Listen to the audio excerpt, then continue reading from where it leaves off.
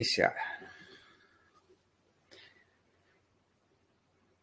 Está gravando. Boa noite, caros companheiros de viagem do ciclo de estudos Eureka 25, Autociência Passo a Passo. Bem-vindo a mais um passo desse ciclo de estudos. Hoje, sobre o estudo do livro Tic Tac, ainda na fase existencial do ciclo de estudos, mas já caminhando para o término da fase existencial, em torno de um mês ou dois no máximo, entraremos na fase psicológica do ciclo de estudos, dos estudos do ser humano. Por onde eu começo?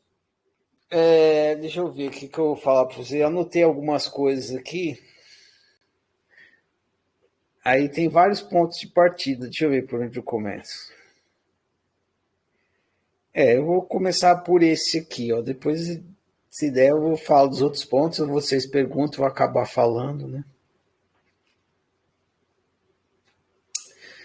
Muito bem, então vamos ao estudo do livro Tic Tac. Como eu falei para vocês na aula passada, esse é um dos livros que eu mais me orgulho de ter escrito, porque ele é muito completo. O primeiro livro que eu escrevi tratando da criação da realidade foi o livro Fábrica da Realidade. Aí,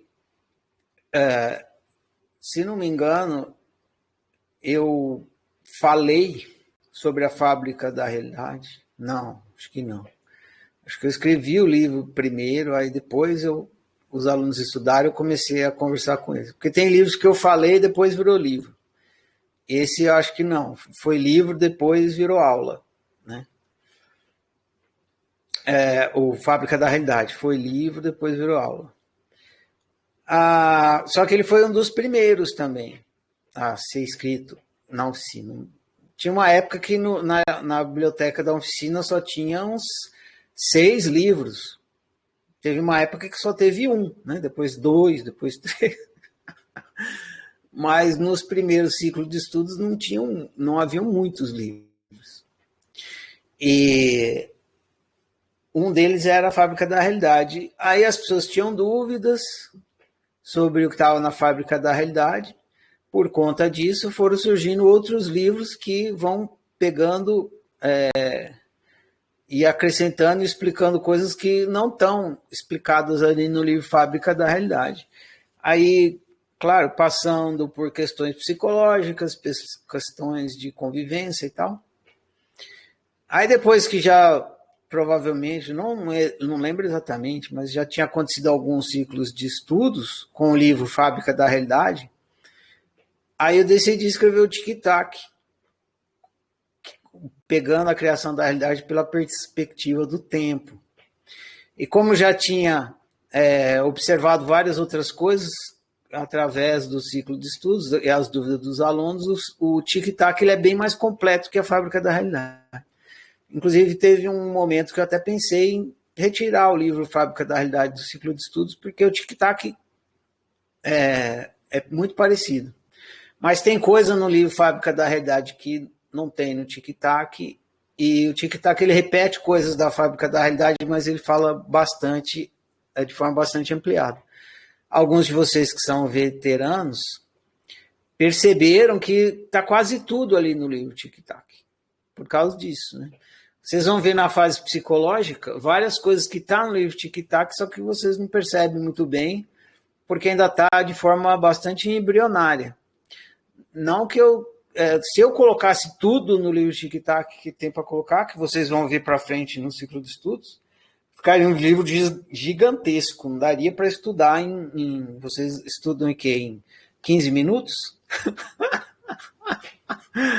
Não daria para estudar em 15 minutos, ia precisar de pelo menos umas 5 semanas.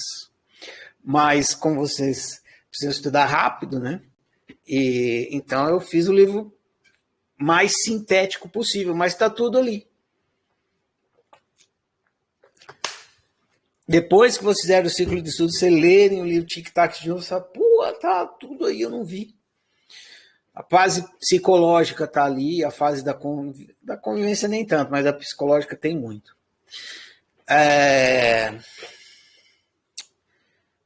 Pois bem, como diz na introdução do livro, Tic-Tac, não existe ainda na nossa cultura humana uma ciência que estuda o tempo. Existe uma ciência que estuda a criação, ou estuda a realidade na perspectiva do espaço, que é a física.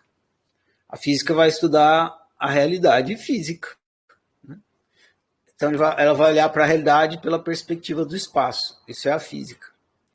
Mas não existe uma ciência que estude a realidade pela perspectiva do tempo. Na física, o tempo está atrelado ao movimento dos corpos e tudo mais, mas ainda assim não é explicado o que é o tempo. Ele se coloca uma unidade de medição ali para ajudar no processo de entendimento do movimento, que é o deslocamento do corpo pelo espaço. Mas não estuda o tempo. Um dos motivos de não estudar o tempo é que você não pode estudar o tempo de forma isolada, que nem faz a física. A física concentra no corpo e ela estuda o deslocamento do corpo pelo espaço. Pum. Tá aqui, ó, ponto A, pum, ponto B. Então, tem um ponto isolado aqui. O tempo não tem um ponto que é o tempo, que se desloca, ou que se move, não tem um átomo de tempo. Essa que é a dificuldade. O tempo é tudo. O tempo é a realidade toda acontecendo. Não dá para você separar o tempo num objeto de o tempo no outro objeto, porque ele está acontecendo em toda a realidade. Essa que é a dificuldade de estudar o tempo. Mas, claro, nós somos curiosos com isso. Um dos caras mais curiosos com o tempo que eu saiba que existiu foi Einstein. Tudo que ele fez lá porque ele tinha curiosidade sobre o tempo. E em algum momento a gente vai entender, né, outra dificuldade. Não dá para estudar tudo, né? Não tem essa coisa pontual do tempo, que nem tem o corpo no espaço. E aí precisa entender que a realidade ela é virtual, produto de uma interface. Se não entender isso, não tem como estudar o tempo. E em algum momento, essa ficha vai cair, aí começaremos a estudar o tempo e vai existir uma ciência do tempo. Tic-tac é um grãozinho de areia nesse começo aí. Então, essa é uma das propostas do Tic-tac, dar um peteleco aí no ser humano na caminhada do entendimento do tempo. Outro motivo. Como somos estudantes de autoconhecimento e seres viventes, vivendo uma experiência humana, queremos viver bem. Então, para viver bem, precisamos entender o funcionamento do tempo. Senão a gente não entende. Porque o tempo produz história. E o que a gente vive é a nossa história. Então, a gente precisa entender o funcionamento do tempo para poder viver uma história feliz, que nem diz no livro. Em vez de viver uma história feliz, viver melhor. Eu vou tentar falar uma coisinha aqui sem tentar dar... Eu vou tentar falar uma coisinha e não quero dar spoiler. Então, vou tentar não dar spoiler. Porque a gente vai ver isso com calma. Mas... bom, existe, não sei se você já ouviu falar, uma coisa chamada jornada do herói. Quem inventou esse termo, jornada do herói, foi, se não me engano, um cara chamado Joseph Campbell. E o Joseph Campbell era um estudioso multidisciplinar. Tem gente que faz assim, estudo multidisciplinar ou estudos paralelos, vai analisando, comparando os estudos, né? Então, ele estudou várias tradições da cultura humana e estudou várias histórias mitológicas e várias histórias simbólicas, tipo conto de fada, história infantil, essas coisas. Ele foi, estudou. Aí ele descobriu que todas as histórias tinham um enredo idêntico. E aí ele chamou esse enredo, ele identificou as etapas desse enredo e chamou esse enredo de Jornada do Herói. Daí, se vocês tiverem interesse, vocês podem pesquisar na internet sobre a Jornada do Herói. Tem muita coisa, muita gente que fala a respeito e tal. O que é a Jornada do Herói? Primeiramente, a Jornada do Herói é uma história. Não é? É uma história. O que o Joseph Campbell fez? Ele analisou todas as histórias que o ser humano produz, porque todas as histórias é produção humana. A árvore não conta história, leão não conta história, girafa não conta história, samambaia não conta história. A pedra não conta história. Quem conta a história é o ser humano. Então ele analisou todas as histórias humanas e percebeu que elas eram idênticas. E todas elas retratavam uma jornada. E era essa jornada do herói. E ele identificou as etapas dessa jornada, que tem lá, não vou entrar no mérito. Mas é uma jornada onde a pessoa sai do ponto A e chega no ponto B. Chega. Porque se a pessoa, esse indivíduo, o herói que está percorrendo o caminho, que está fazendo a jornada, se ele sai do ponto A e não chega no ponto B, ele não é um herói, ele é um cadáver, né? Ele é um defunto. Por que o herói é herói? Porque ele percorre toda a jornada, ele vence todos os desafios. Ele sai do ponto A, enfrenta todos os desafios e chega no ponto B. E se a gente for analisar, toda a história é meio que isso, né? O personagem começa no ponto A, faz uma jornada e chega no ponto B. Ele vai passando por etapas de desafio e chega no ponto B. E o ponto B tem que ser melhor que o ponto A. Porque se o ponto B for pior que o ponto A, o herói nem começa a jornada, ele fica lá. Tô de boaça aqui, não, daqui não sai, daqui ninguém me tira.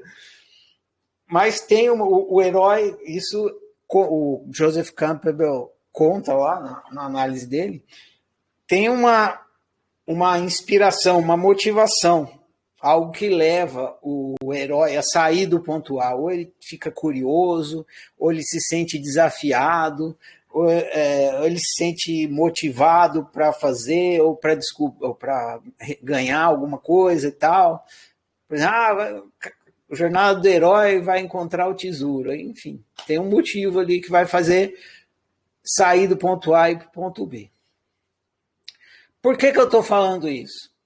Porque não é à toa que todas as histórias humanas são jornadas do herói.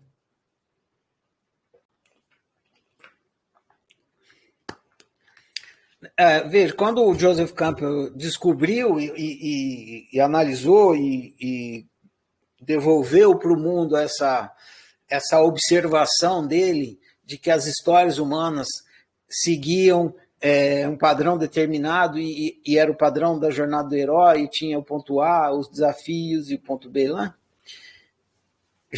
O ser humano já tinha produzido muita história. O ser humano não começou a produzir história depois que o Joseph Campbell escreveu a teoria dele, ou a explicação dele. Não, já tinha escrito história muito antes. As histórias infantis já eram antiquíssimas. Os mitos gregos, as religiões já eram antigas e tal. Ele só foi lá e já analisou que já tinha sido produzido, mas tinha sido produzido por quem? Pelos seres humanos. Né? Então não é à toa que o ser humano, nas histórias que ele conta, que o ser humano conta, são histórias de jornadas de heróis. Por quê? A jornada de cada ser humano é a jornada de um herói. Você, nesse momento, desde o momento que você se tornou um ponto A, que você entrou na brincadeira, o que começou a sua história, pode pensar assim. Vamos usar essa definição. Desde o momento que começou a sua história, você está numa jornada do herói, e é a sua jornada do herói. E você começou a sua história no ponto A, e você está indo para o ponto B. E do ponto A ao ponto B tem os desafios. Nesse momento você está em algum lugar dessa jornada para chegar no ponto B. Muito bem. E o que nos interessa saber dessa jornada do herói para essa aula de hoje e para o autoconhecimento que a gente está buscando produzir, para a autociência que a gente está aprendendo a praticar? Nos vale entender o que é o ponto B. Se você começou sua história no ponto A e está indo para o ponto B, e a sua história é uma história do ponto A ao ponto B, é isso? E a história de todo ser humano é a história de um ser indo do ponto A ao ponto B. Qual é o ponto B? Qual é o lugar para que o herói está indo? Você está vencendo os desafios para chegar aonde?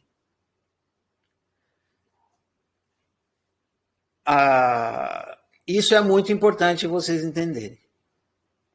Eu já estou falando isso já faz algumas aulas e vou cada vez falar mais e sempre repetir, sem preguiça nenhuma de repetir e sem medo de ser repetitivo. Sem medo de ser repetitivo, porque é muito importante que isso fique absolutamente claro. Para onde você está indo? Que jornada é essa? É a jornada da autorrealização. Esse é o ponto B, autorrealização. É para a autorrealização que você está indo. É para brincar de autorrealização que você começou a sua história. E você está enfrentando seus desafios para caminhar cada vez mais, avançar cada vez mais na autorrealização. E o que é a autorrealização? É o que o livro Tic Tac explicou. É você igual você. Você igual você. Você sendo você. Você vivendo em acordo com você. Você igual você. Isso é autorrealização. Realização de si mesmo. Eu igual eu. Simples assim. Você é um nada. É um ser. O ser é nada. Você é um nada. Autorrealização é você realizado. Você na realidade. A sua realidade tem que ser imagem e semelhança do ser que você é. Da sua unicidade. Não é da unicidade do seu pai, não é da unicidade da sua mãe, não é da unicidade do seu vizinho, do seu amigo, do padrão social, do que fulaninho quer, não é a unicidade do Brad Pitt, nem da Angelina Jolie, nem da Madonna, nem da Anitta. Cada um desses aí está na viagem deles. E você está na sua. Você deve ser igual a você. Essa que é a brincadeira. Esses outros que estão aí, falando, seja assim, seja assado, faça isso, faça aquilo, eles são o desafio. Porque só você pode saber o que é ser você. Só você tem como se conduzir até a sua autorrealização. O outro não é você. Como que ele vai te levar à autorrealização? Nem que esse outro for o Jesus Cristo. O Jesus Cristo não é você. Jesus Cristo não tem como saber de você. Ele não pode te levar à sua autorrealização. Nem que esse outro for, sei lá, a consciência máxima de Plutão com Júpiter, caindo, falando com você. Não, também não é você. Só você pode se conduzir. Só você pode fazer a sua jornada e levar você para o ponto B, para a autorrealização. Conforme a gente for avançando aqui, ainda na parte existencial, vai ficando mais claro isso, processo de autorrealização e como você faz isso, faz para conseguir se autorrealizar. Mas nesse momento é muito importante que você entenda que é para o ponto B que você está indo, que você é o herói da sua jornada e ela é sua. E se você não for herói da sua jornada, se você não chegar no ponto B, como eu falei no começo, você não vai ser o herói, você vai ser o defunto, você vai ser o cadáver, você vai ser o que morreu no meio do caminho, ou que, né, tem sabe aquelas pipoca que não explode? Você põe na panela para fazer pipoca, ela fica lá, ela não explode. Chama piruá. Você vai ser um piruá. Você nem nasceu.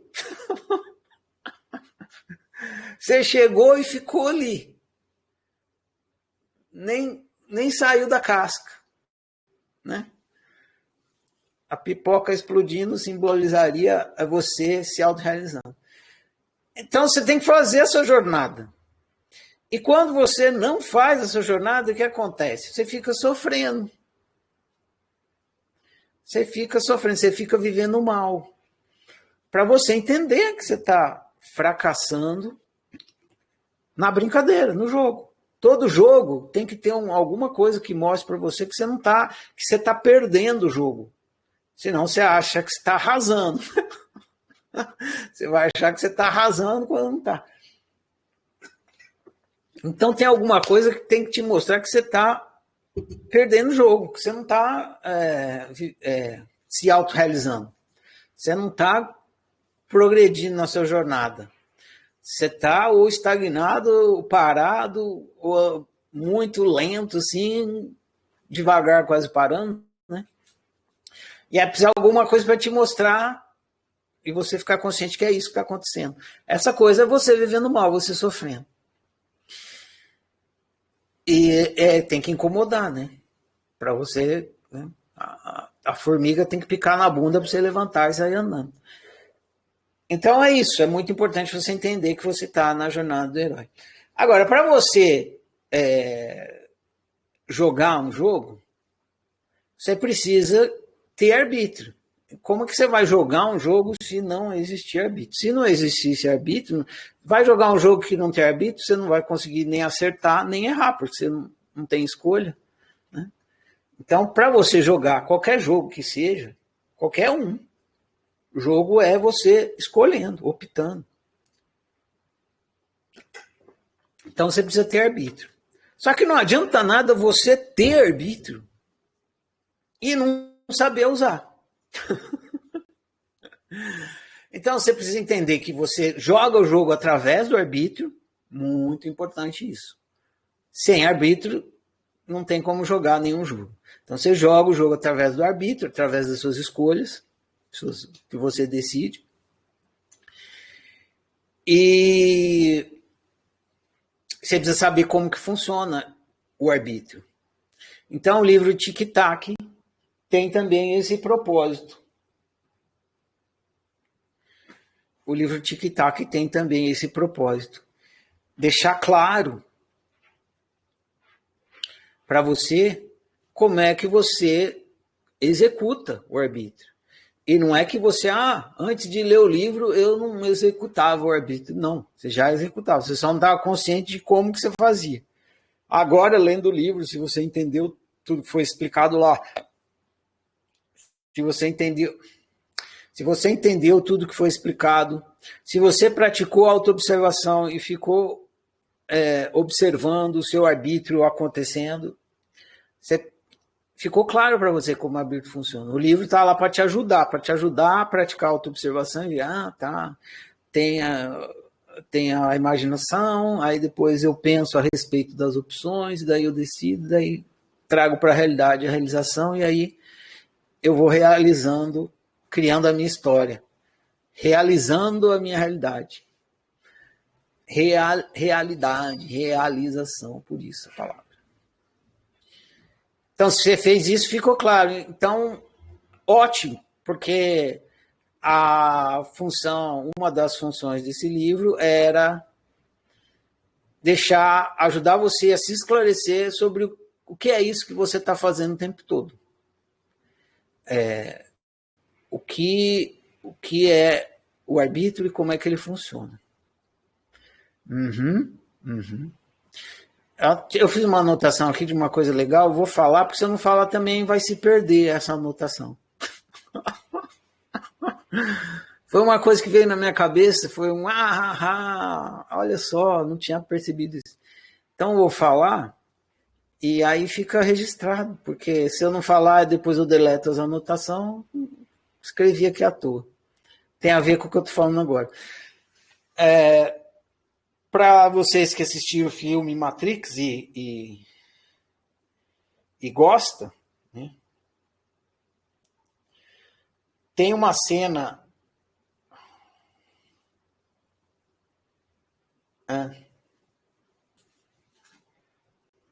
Não, depois eu falo disso aqui. Eu anotei, eu não vou esquecer. Eu vou falar numa ordem diferente.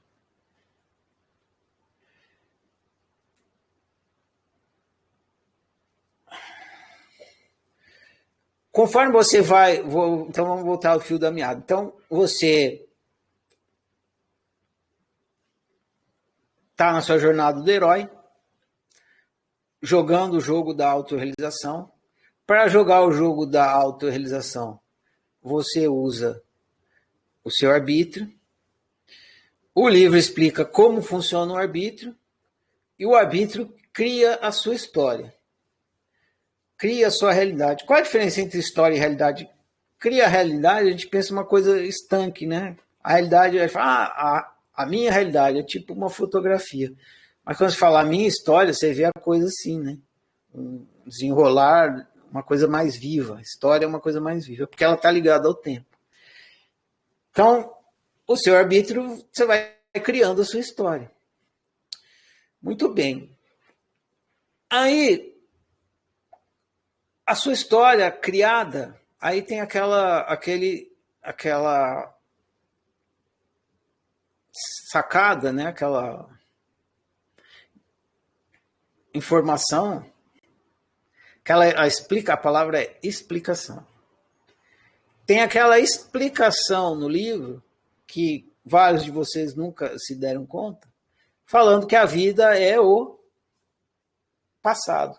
E a gente pensa que a vida é o presente. Só que, sendo a vida efeito, né, a vida é o efeito do seu viver. Você vive e aí você produz a vida. Se a vida é produto, se ela é efeito, então ela é passado. Óbvio, né? Como ninguém pensou nisso antes? Também não sei. Nem eu tinha pensado nisso antes. Quando eu pensei, nossa, caiu assim, foi uma puta eureka. Então, se a vida é passado, a vida é a sua história, né?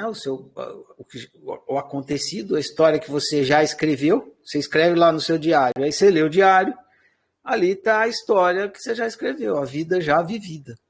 Então, a vida que você experimenta é sempre a vida já criada, já vivida. Você está experimentando ela porque ela já foi criada.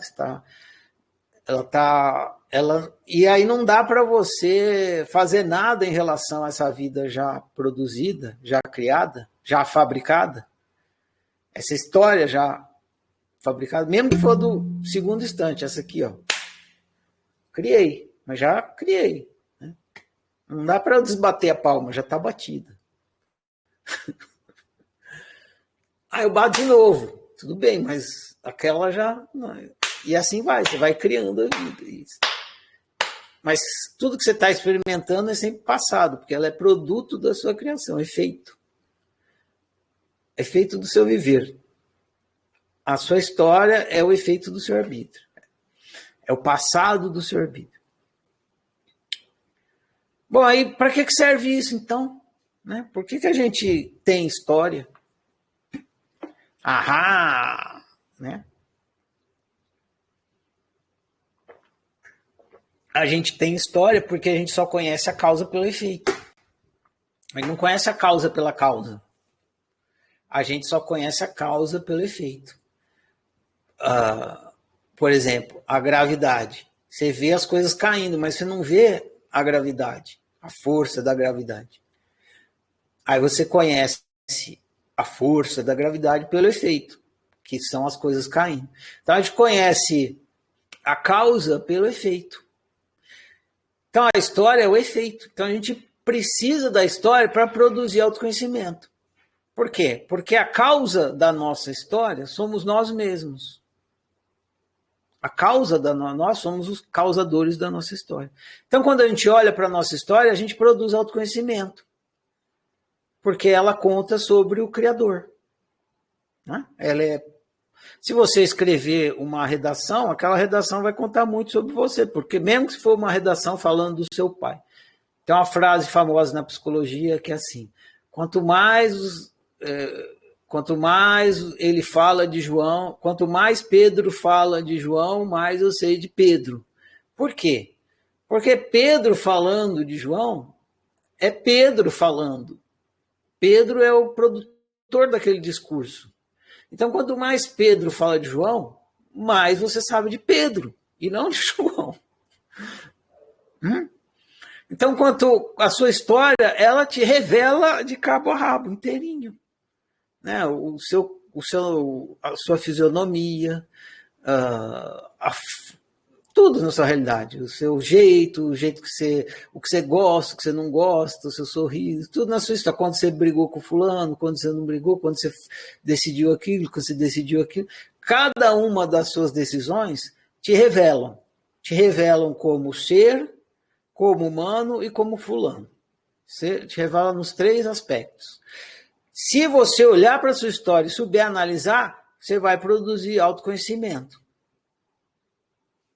Por isso que é importante você observar a sua história, olhar para a sua história, para produzir autoconhecimento. Principalmente autoconhecimento pessoal, porque o autoconhecimento pessoal é você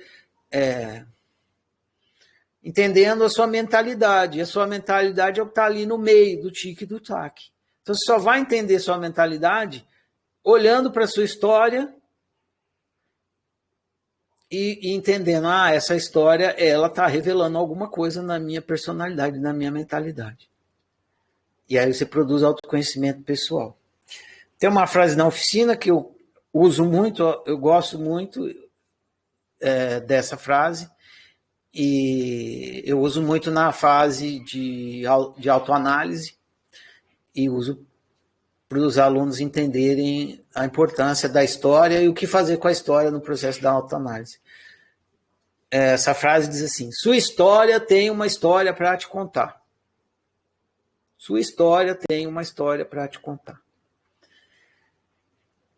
Essa frase eu criei porque bem no comecinho da oficina não tinha ciclo de estudos ainda, mas tinha encontro, reunião em casa, com pessoas que já liam alguma coisa, me conheciam e tal, tinha encontros. E como as pessoas sabem que eu sou analítico, elas iam no encontro para ter terapeuta de graça, né? Elas iam lá e pronto. Era igual, sabe quando você vai católico, vai na igreja, no confessionário? Era assim. E lá e me contava a história toda, tal. Aí eu via a história toda e ia percebendo, né? Ela estava me contando o efeito. E eu olhando para o efeito, mas procurando a causa que está dentro dela, alguma coisa ali. Mas E aí eu fazia uma pergunta ou outra para ver se eu identificava a causa e tal. Daí a pessoa me contava tudo, eu falava para a pessoa sobre as causas daquilo que ela estava me falando, do sofrimento dela. Só que na outra semana, eu não lembro se era quinzenal, era semanal, era bem intenso, né? Contava a história toda de novo. E aí eu fazia a mesma coisa, ela contava o efeito, né? E eu ficava olhando para a causa, aí falava para ela a causa, e na outra semana a mesma coisa. Acabava nunca. Até era o dia da marmota do psiquiatra, do psicólogo. Aí, e nem psicólogo, eu sou professor só. Aí, um dia ela chegou lá, essa aluna chegou e ela contou a história e eu falei essa frase para ela. Eu falei, você precisa entender o seguinte, você já me contou essa história 200 vezes e você vai continuar contando mais 200, porque o que você precisa entender não é a história, é o que está por trás da história. Aí eu falei, sua história tem uma história para te contar. Então é isso, sua história tem uma história para te contar. Sua história é importantíssima, porque sem a sua história você jamais vai produzir autoconhecimento. Porque sem o conhecimento do efeito, jamais você vai conhecer a causa. Você precisa conhecer a causa através do estudo do efeito. Tem muitas escolas que desconsideram a história da pessoa e tal, porque elas não entendem isso. Que a história é o efeito e que é através do efeito que você vai tomar consciência de causa. Então é fundamental estudar a sua história. Só que não a história em si, que nem essa aluna fazia. Ficava contando, recontando sempre a mesma história. Se você ficar na história, você só fica reforçando o equívoco de achar que o problema está na história. Que a causa está no efeito, e não está. O efeito é o efeito e a causa está por trás. Então você precisa ir lá e olhar para a sua mentalidade e falar, essa história está acontecendo assim porque minha mentalidade é assim. Certo assim. Ó. Essa história está acontecendo assim porque a minha mentalidade é assim. Aí você vai entendendo a relação causa e efeito. Então é por isso que essa história é assim, é porque a minha mentalidade é assim. E uma mentalidade assim produz história assim. Então, como minha mentalidade está sendo assim, a história continua no replay, sempre sendo assim. E, basicamente, a mentalidade que produz sempre a mesma história é o altruísmo. A gente tem mentalidade altruísta. A gente vai estudar muito isso. Vocês viram hoje pela primeira vez. Mas a gente repete as mesmas histórias porque a mentalidade a mentalidade altruísta produzindo o que a mentalidade altruísta produz. História infeliz.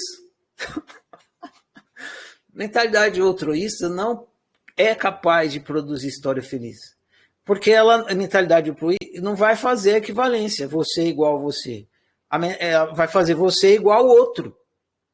Por isso que chama altruísmo. Você igual ao outro. Não vai ser história feliz, porque você sendo outro, não vai ser você sendo você. Logo você vai ver mal. Pois bem, então é muito importante a história, mas é muito importante você entender que a história é objeto de estudo para você descobrir a mentalidade que está por trás criando aquela história. E não ficar só ali vomitando a mesma história o tempo todo, que na verdade está reforçando o seu equívoco. Se você não usar ela como...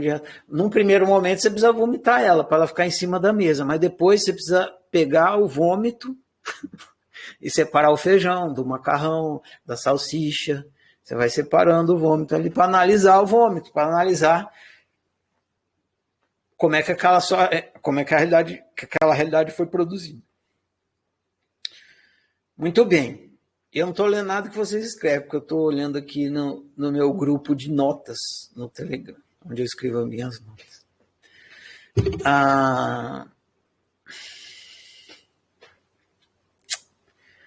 Agora cabe a anotação que eu fiz, que eu pulei, que é do Matrix, mas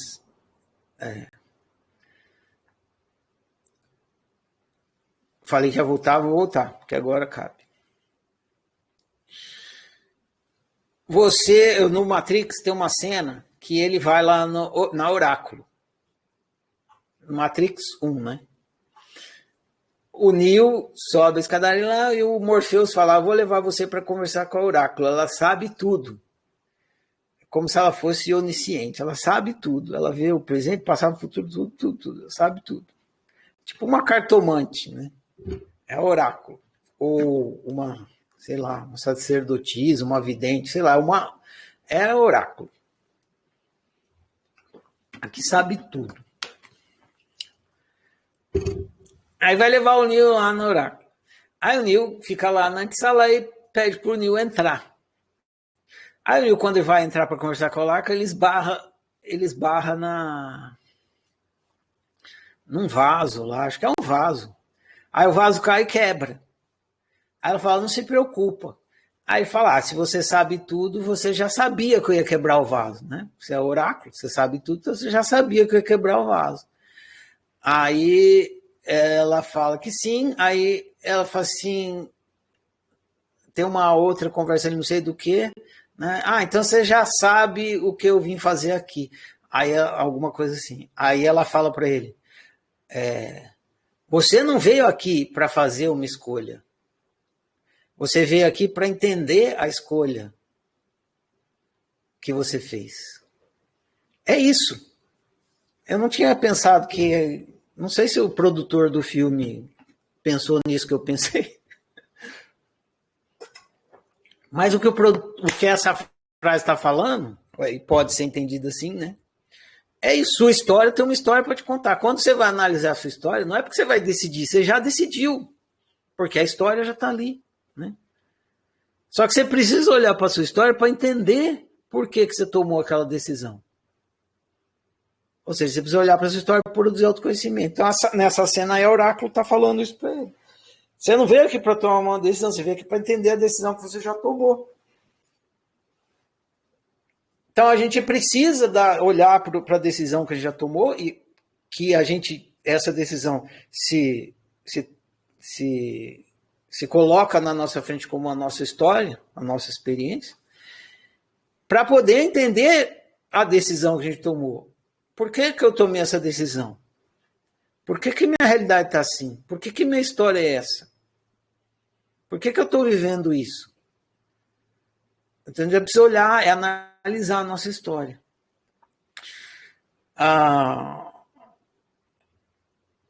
E você tomou decisões assim porque você acreditava de alguma maneira no que você acreditava que levou a essa história, essa decisão. Por exemplo, se você acredita que você... Olha o que veio na minha cabeça. Veio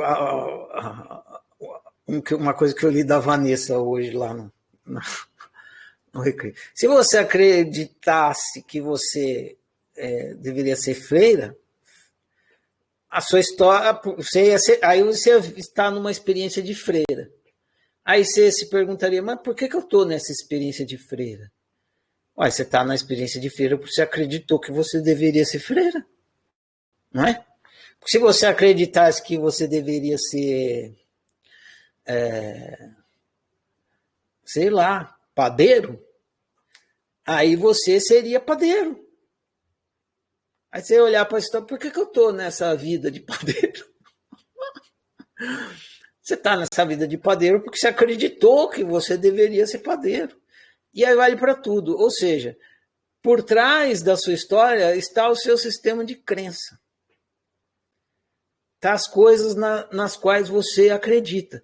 Só que você nem sabe que você acredita no que você acredita, embora você acredite. Você não sabe, você simplesmente acredita, você acostumou a acreditar e segue acreditando sem saber que está acreditando. Mas tá. Você acredita e você vai decidindo de acordo com o que você acredita. Você vai usando o seu arbítrio de acordo com o que você acredita. E aí você vai produzindo essa história. Enquanto você continuar acreditando no que você acredita, a sua história vai continuar sendo o produto do que você acredita. Simples assim. Porque você jamais vai optar no oposto do que você acredita. A não ser que você acreditar que você deve optar no oposto. Mas você também tem que mudar o seu jeito de acreditar. Eu acredito que eu devo optar pelo oposto do que eu acredito. Aí você mudou o seu jeito de acreditar. Então você vai sempre optar de acordo com o que você acredita. Só que você não sabe como que é. Igual tem uma história da centopeia, não sei se já ouviram. A centopeia tem 100 pés, né? Imagina, andar com 2 pés já é complicado, às vezes a gente tropeça, a centopeia anda com 100 pezinhos. Daí ela andando muito bem com os 100 pezinhos dela, aí parou lá uma mosquinha e falou: ô centopeia, qual pé que você põe na frente primeiro para conseguir andar com esse 100 pés? Aí a centopeia foi olhar para ver qual que ela conseguia, qual que ela punha na frente primeiro, travou, tropeçou, nunca mais a centopeia conseguiu andar. Por quê? Porque ela andava automático, ela não percebia que pé que ia na frente, ela ia andando. Você também, você percebe qual pé você põe na frente quando você vai andar? Não, você anda. A mesma coisa com o seu sistema de crença. Você não percebe que você está acreditando no que você está acreditando.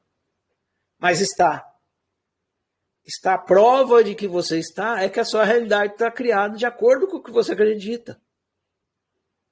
Se você mudar de crença, se você passar a acreditar de outra maneira, a sua realidade vai mudar, porque ela é produto das suas opções. E se você acreditar... Tem uma música acho que é da Cássia Eller, que ela canta assim...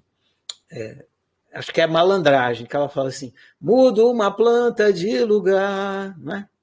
Mudo uma planta de lugar. Ela tá falando, eu ando na rua, troco cheque, mudo uma planta de lugar.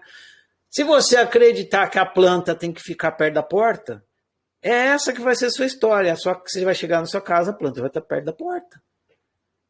Enquanto você acreditar que a planta tem que ficar perto da porta, a história vai ser essa: a planta perto da porta. Você não sabe que você está acreditando que a planta está no automático. Todo dia você chega e você acredita. Não, ela está no lugar certo, deixa lá. Aí um dia você encasqueta que essa planta tem que sair de perto da porta e ir lá para o quintal. Pronto. Você pega a planta, põe no quintal, mudou a sua história. Por quê? Porque você passou a acreditar em outra coisa. Como é que a planta foi parar no quintal? Como é que essa história mudou? Mudou. Você mudou o seu jeito de acreditar. A planta, você parou de acreditar que a planta tinha que ficar perto da porta e mudou a planta de lugar, pôs ela no quintal. Isso para tudo, desde as coisas mínimas às máximas. Se você acreditar que o seu objetivo de vida é A, todas as suas opções vão estar para A. E a sua história vai ser de tipo A. Porque você vai optar fazer opções de tipo A, porque você acredita, você tem mentalidade de tipo A. Se você tiver mentalidade de tipo B, a sua realidade vai ser de tipo B, você vai acreditar na A. Então, na hora que você está experimentando sua história, se a sua história é infeliz, o que essa infelicidade, esse mal viver está te dizendo? Que esse automático de estar acreditando, o seu acreditar está no automático, mas ele está no automático não rumo à sua autorrealização. Uma palavra que você pode colocar agora, nesse momento, para opor a autorrealização, é que se você não está indo para a autorrealização, você está indo para a autonegação. Tá entendendo?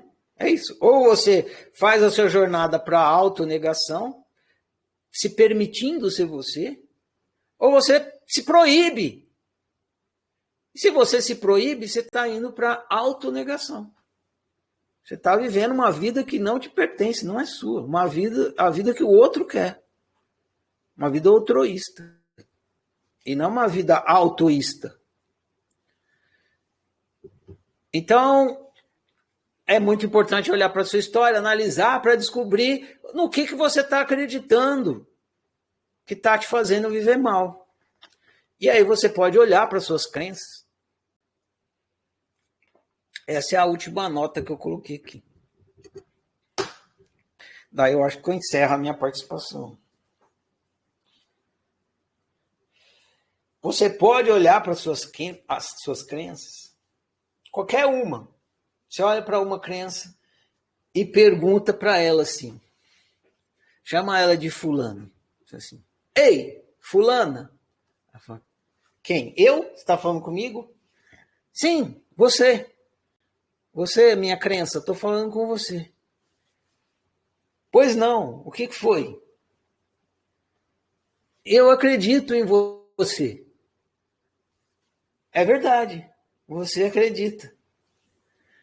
E eu acredito em você de forma automática. É mesmo, você passa o tempo acreditando e nem percebe. E por que eu acredito em você? Essa é a pergunta.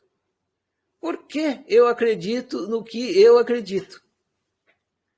Se pergunta isso, por que você acredita no que você acredita? Essa é uma pergunta que vai te ajudar a investigar a sua crença. Às vezes você vai descobrir que você acredita no que você acredita, porque todo mundo acredita. Deus outro, por exemplo. Por que eu acredito em Deus outro? Eu acredito porque todo mundo acredita. Desde pequeno, todo mundo fala nesse tal de Deus.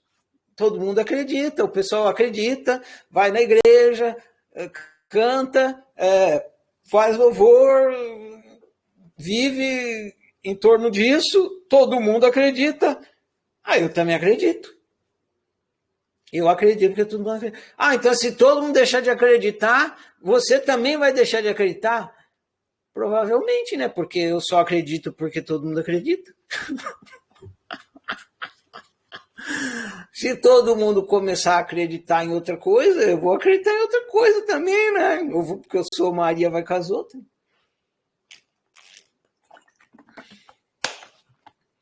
Ou então alguma coisa que você quer fazer, mas não pode. Aí você não pode porque você acredita que não pode.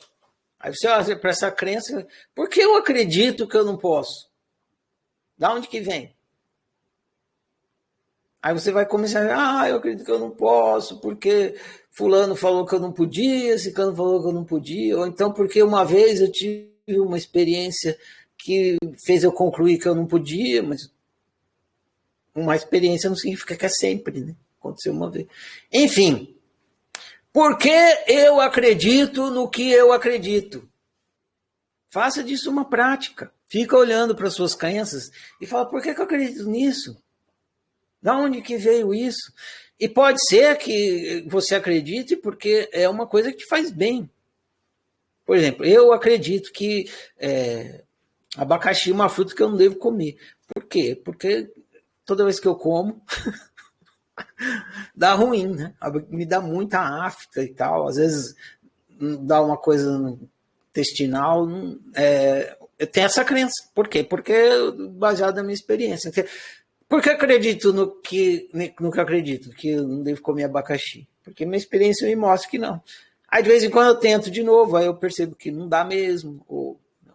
Tinha um tempo que eu não podia, tinha a mesma coisa com suco de laranja.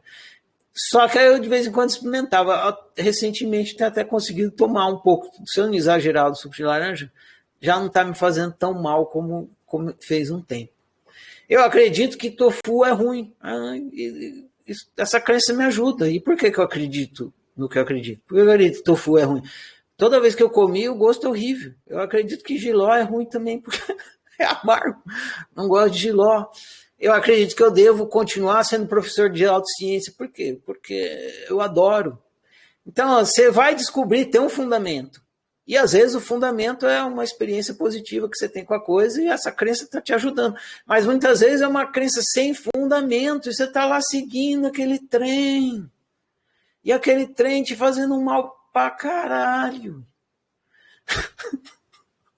E você nem sabe que você está acreditando num trem e que é por isso que você está vivendo mal e sofrendo pra caralho. Mas se basta você se perguntar, se observar um pouco, se perguntar por que eu estou acreditando nisso. Tá entendendo? Então, no autoconhecimento, é muito importante você analisar a sua história, que é um efeito, para poder ter um entendimento de causa, do meio, que é o que está entre o tique e o tá, que é a sua mentalidade, que é o que está dando forma à sua história. O tique é a forma que dá forma à sua história. A forma que dá forma à sua realidade. Esse fim de semana, domingo, aqui, teve um encontro de oficineiros de Uberlândia aqui em casa. E a gente conversa muito, né? E às vezes a gente conversa em grupo, às vezes a gente conversa um com o outro, ou vira um grupo aqui, outro grupo aqui. Tem vários jeitos de conversar. E numa hora eu estava conversando, eu e um oficineiro aqui de Uberlândia, e a gente estava conversando sobre Alzheimer e personalidade. Aí, conversa vai, conversa vem, eu estava falando que se muda a sua memória, muda o seu sistema de crença. Se muda o seu sistema de crença, muda a sua personalidade. Sua mentalidade, sua personalidade. Mudando isso, muda a sua história, muda a sua crença. Aí ele me perguntou. Aí eu falei assim, imagina que interessante, velho. Você faz assim, muda o seu personagem, você já é outra pessoa. Umas coisas que às vezes você dava importância, você para de dar importância. Aí umas coisas que você fazia, você não quer mais fazer, porque você não tem mais aquela crença de que aquilo é importante, ou que você precisa fazer aquilo e tal. Aí falou, você já fez isso alguma vez? Aí eu falei, estou sempre fazendo, né? Estou sempre mudando o que eu não me faz viver bem. Aí ele falou, dá um exemplo. Aí eu fui pensar e lembrei de uma coisa, umas historinhas que de vez em quando eu conto aqui, não sei em que tema, mas cabe aqui. Que é uma vez que eu decidi que eu ia fazer tudo o oposto do que eu fazia. Porque eu descobri que eu estava vivendo o dia da marmota, resumindo a história, né?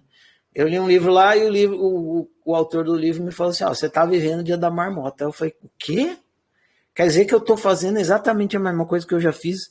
Ele é um autor espiritualista, então ele estava falando em termos de reencarnação.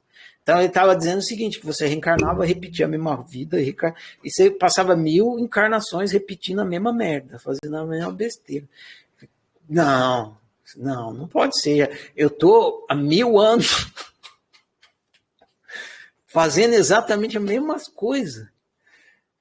Aí o autor do livro falava que sim, né? Aí eu era meio rebelde, era jovenzinho, não tinha quase nada de autoconhecimento, mas rebeldia sobrava. Aí eu falei assim, quer saber, eu vou fazer tudo o oposto do que eu faria, porque se eu fizer o oposto do que seria o repetitivo de eu fazer, o padrão, eu vou estar mudando, né? Eu vou estar revolucionando a minha vida. E aí eu fiz uma experiência de fazer tudo que o oposto. E eu fiz, né? Eu não gostava de futebol, comecei a não prestar mais atenção. Eu só gostava de rock, comecei a ouvir música clássica. Eu gostava de sair final de semana, comecei a ficar em casa, fazer tudo o oposto. Tudo que eu não faria, eu comecei a fazer. Foi uma experiência bem interessante. E produziu bastante autoconhecimento. Claro que hoje em dia eu voltei a gostar de futebol, mas foi bacana passar pela experiência. E eu estava pensando hoje numa coisa, né, que também tem a ver com isso. Teve um determinado momento que eu tocava guitarra e eu tocava guitarra com a palheta. E todo mundo toca guitarra com a palheta, e quando toca guitarra com a palheta, quer dizer, não todo mundo, uma grande maioria. Quando vai tocar violão, também toca com a palheta. E eu decidi que eu ia parar de usar a palheta. Não sei se você sabe o que é palheta, é um negocinho que você segura aqui para bater no violão, fazer tchac, tchac, tchac, tchac.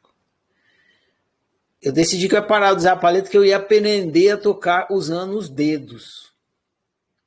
Nossa, velho, é quase como se você... Nunca tinha feito isso.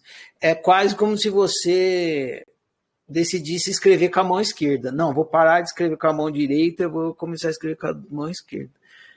No começo é o fim do mundo, né? Você pensa em desistir e tal. Né? E depois eu fui aprendendo, fui pegando, fui gostando. Realmente, eu tinha esse desejo. Eu não fiz isso para me contrariar, eu tinha esse desejo. Quis aprender a tocar com as mãos, porque tem música, e principalmente a música brasileira, você precisa tocar com os dedos. Samba, bossa nova, tudo isso aí você toca com os dedos, você não toca com palheta. Dá para tocar com palheta, mas ficar ruim. E eu mudei minha história, porque senão até hoje eu não tocava samba, bossa nova, essas coisas. Então, na minha história, hoje em dia, tem samba e tem bossa nova. E eu sou muito feliz que na minha história tenha samba e tenha bossa nova. E isso se deu a um momento em que eu falei, por que eu tenho que tocar com palheta? Ah, porque todo mundo toca, porque se toca com palheta, porque é mais fácil tocar com palheta. Entendeu? Aí eu questionei a minha crença, não tenho que tocar com palheta, eu posso tocar com a mão também. E aí eu comecei a construir um novo hábito, o hábito de tocar com a mão. E esse novo hábito trouxe para a minha história coisas que não teriam entrado se eu não tivesse aprendido a tocar com a mão. Enfim, é isso. A gente precisa, então, trabalhar, se a gente quer viver bem, trabalhar onde realmente importa trabalhar. Sobre o sistema de crenças. Por isso que tem lá, o livro termina falando, nossa, já falei até agora, 9 com consciência tudo se resolve, sem consciência tudo se complica, porque é isso. Se você vai trabalhar no seu sistema de crença, então você precisa jogar consciência no seu sistema de crença. Na hora que você joga, você fica consciente e a consciência resolve tudo. Resolve tudo. Tudo no bem viver, né? Não adianta você jogar consciência no seu sistema de crença e querer sair voando que nem o Igor. Se você jogar consciência no seu sistema de crença, você vai viver em paz com os pés no chão. Você vai entender por que você quer voar, o que isso representa, e se você não pode, como é que você faz para viver bem, andando com os pés no chão e tal. Beleza, gente? Eu vou colocar o fone de ouvido aqui. Se vocês tiverem questões e perguntas, eu vou ouvir aqui e a gente conversa. Tá bom? Tá aberto. 1, 2, 3, já.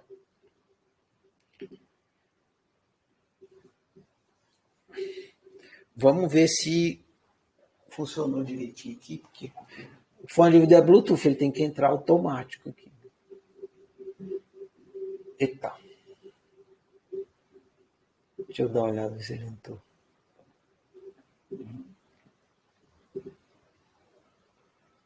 Tudo indica que sim.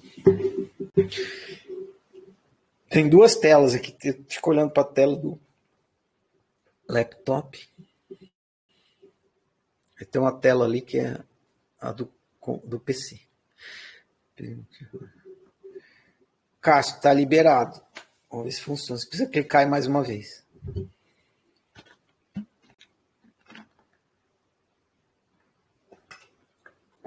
Clica mais uma vez no microfone, Cássio. Isso. Eu estou no meu note aqui. Boa noite, então, Ferrari. Boa noite a turma toda aí. Dá para mandar abraço aí, que nem nos programas aí. Queria mandar um abraço aqui para a Yolanda, para conversar a semana. O Lucas, que está planejando curso aí também, a Vanessa. Abraço para todo mundo. E os outros aí também segue juntos, tá? Ô, Ferrari, não é uma pergunta aqui, eu quero fazer só um relato aí, que depois desse livro aí do Tic Tac, para mim, eu já estou colocando em prática algumas coisas aí, né? Que no dia a dia, que já mudou, né?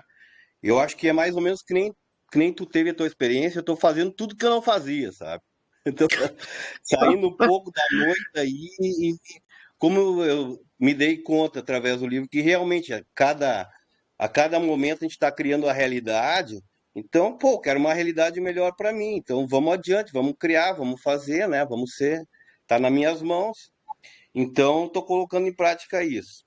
Ontem nós tivemos uma reunião aí muito importante da ONG aí, que era com a prefeitura aqui, com o pessoal, sobre nossas verbas, sobre nossos recursos aí para a ONG que eles iam cortar, né? E eu nunca ia nessas reuniões. Daí eu falei, não, eu vou, quero ir lá, né? E quero defender a nossa proposta, dar a cara a tapa mesmo, né? E eu nunca ia, sempre era na moita, assim.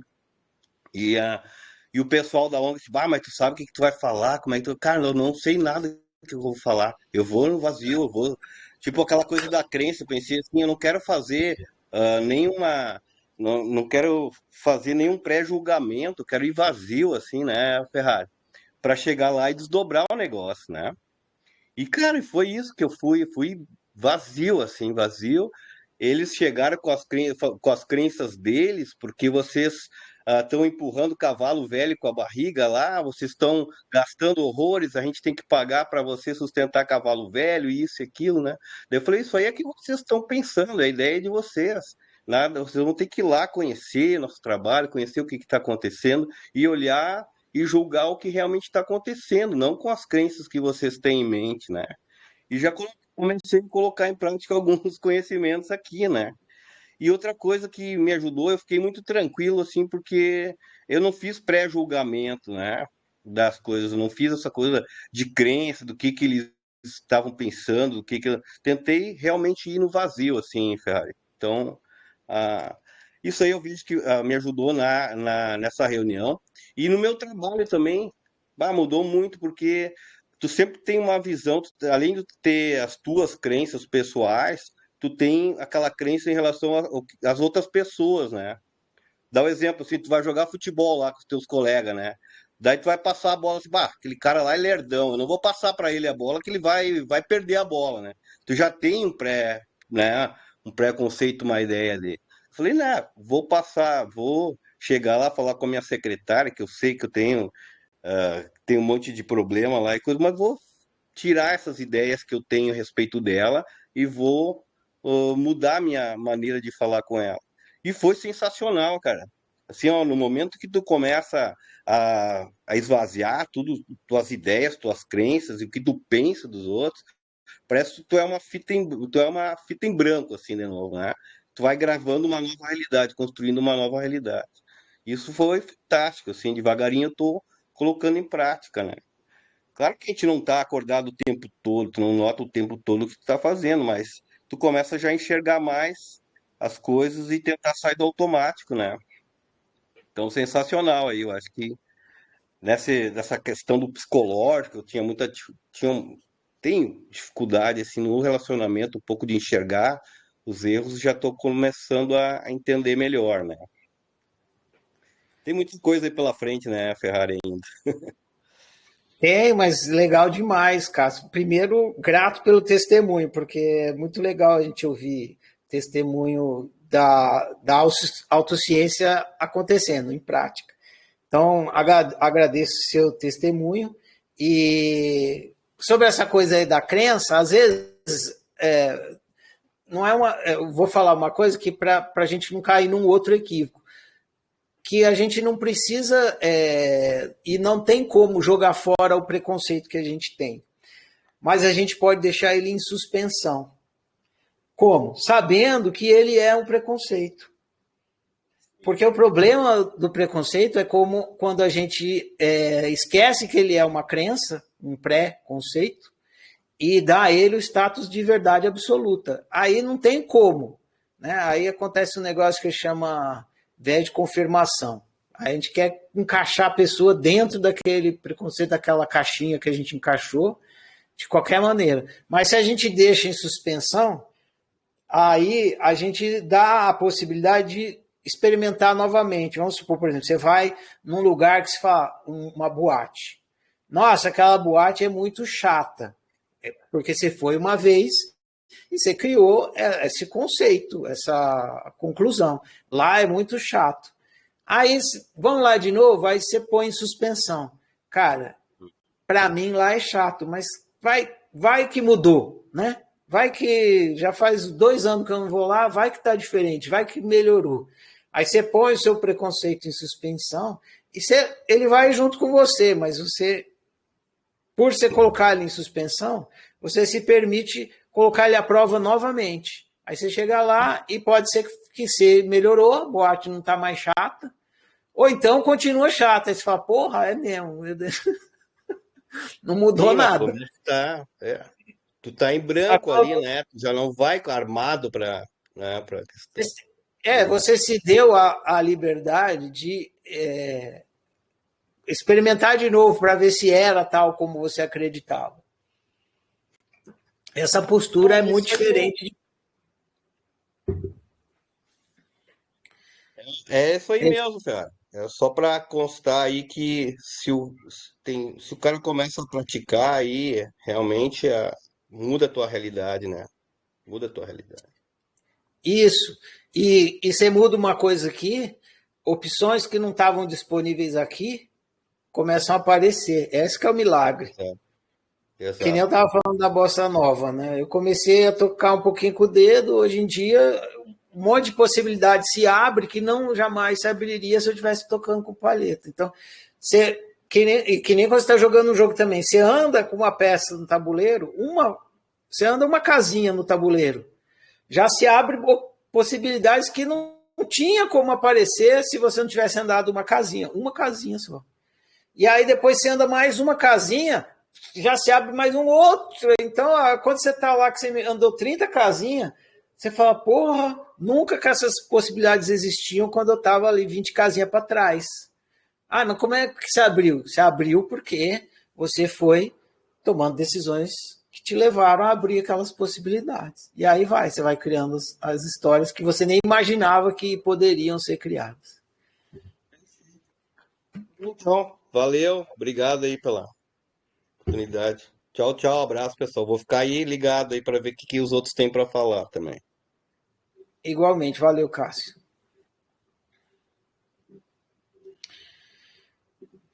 Elaine Lucena. Pronto, Elaine, tá liberado. Clica aí mais uma vez.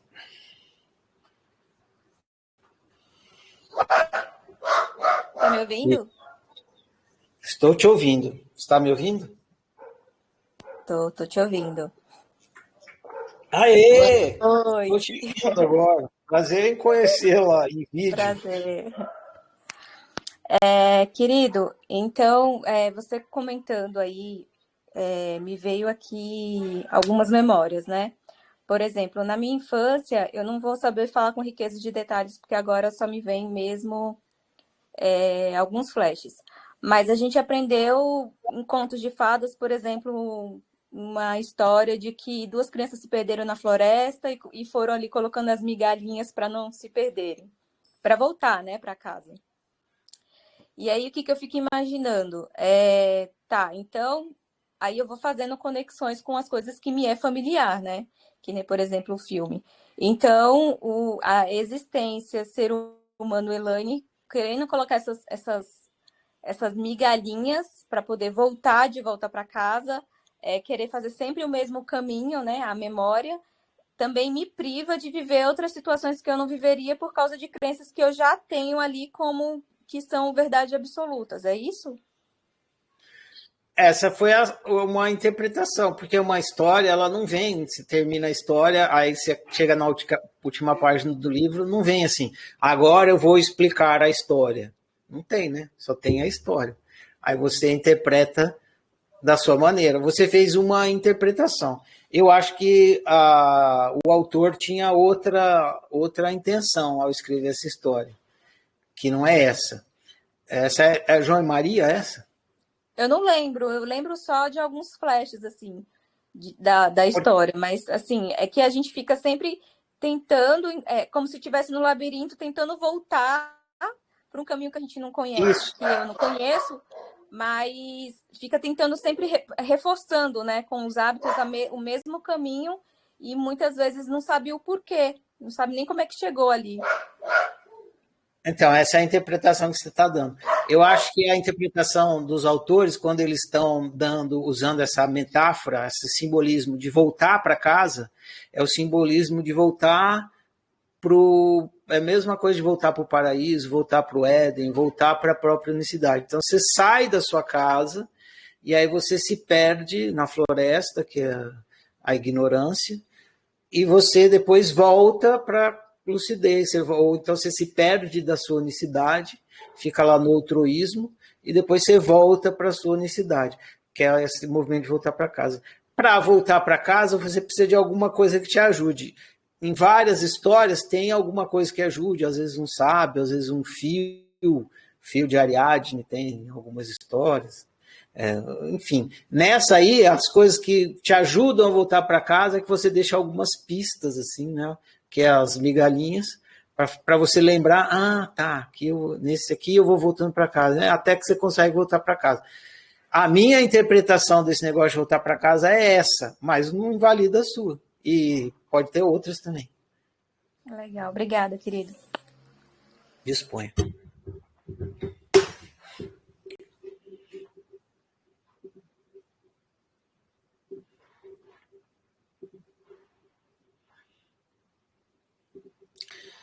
Luciana, clica aí mais uma vez.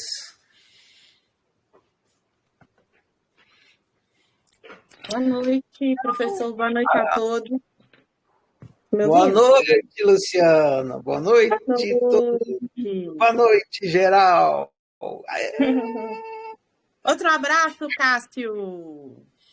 Aí, então, pronto. Professor, pois é. Então, professor, então não necessariamente, muitas vezes para buscar outros caminhos, eu tenho que me livrar de algumas crenças, né? Com certeza, senão a sua crença não deixa você percorrer o caminho. Então, mas apenas ter novos hábitos e não acessar as crenças, de qualquer forma, vai mexer na crença, né? Porque se eu tiver novos hábitos, assim, novos hábitos. O que é um hábito, Luciano? Me diga. Um hábito eu acho que é mais profundo que isso. Eu acho que assim, eu acho que é ter amor por dar um significado para um novo objeto e acreditar naquilo.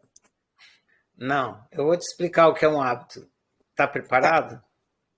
Tô. Pega a caneta, pega o bloquinho, anota para nunca mais esquecer. Tá. Pegar aqui. Hábito é um comportamento que eu executo de forma automática. Isso é um hábito. É um comportamento. Você tem o hábito de escovar o dente? Você fica igual a centopeia. A centopeia ela anda no hábito. Ela não fica pensando como é que ela anda. Ela executa de forma automática. Então, se você, vamos supor, por exemplo, se você é invejosa, às vezes você é invejosa por hábito. Você tem o hábito de ser invejosa. E aí você fica... Só que esse hábito de ser invejosa não acontece por acaso. Ele acontece porque tem uma mentalidade invejosa que faz o hábito de ser invejoso acontecer e que faz você ter o comportamento automático da inveja. Entendeu? Pois é. Aí que tá, professor, porque, beleza, aí eu quero ter um novo hábito. Quero ter um novo hábito. E aí, Isso. Só que esse outro hábito, muitas vezes, por exemplo, esse outro hábito, ele ainda tá na mentalidade materialista. Ele, de todo jeito, ele vai gerar um sofrimento, mas eu vou mudar a minha realidade. Vai, claro. Toda vez que você muda, Para você, é que não é assim. Você não constrói um novo hábito sem construir uma nova mentalidade. Para que você construa o hábito, a mentalidade vem antes do hábito. Primeiro você precisa construir a mentalidade, executar ela várias vezes até ela ficar no automático. Aí nasce o hábito, entendeu? Não, para mim o hábito ficava dentro da para mim a mentalidade era uma só. Não. E ficava tudo dentro dela, entendeu? Tanto que eu limpo alguma coisa do meu passado para eu, sei lá, ter um novo hábito dentro da mesma mentalidade. Não, mas quando você limpa, você está criando uma nova mentalidade. Aí você repete a nova mentalidade e aí você produz um novo hábito. Ah, tá, entendi. Ela vai ser é verdade, porque mudou alguma coisa, ela vai ser nova. Exatamente. Pega o meu exemplo da palheta. Uhum. Primeiro eu decidi mudar, que eu falei, por que todo mundo toca com palheta? Eu tinha a crença de que o melhor é tocar com palheta, era a minha crença, a minha mentalidade. Palheta é o certo. Aí eu mudei essa mentalidade. Não, palheta é um jeito. Pode tocar com o dedo, né? Aí eu comecei a construir essa outra mentalidade. E aí fui reforçando essa mentalidade. Hoje em dia é um hábito tocar com os dedos e não com a palheta. E quando não é alguma coisa que a gente pode fazer, que é uma coisa que você só pode pensar a respeito? Por exemplo? Por exemplo, eu sempre vou trabalhar de ônibus. Só que, assim, aí eu não quero mais trabalhar de ônibus. Mas até que eu não me importo, não. É só um exemplo, tá? Mas Tá, eu você não quer ir para o trabalho de ônibus.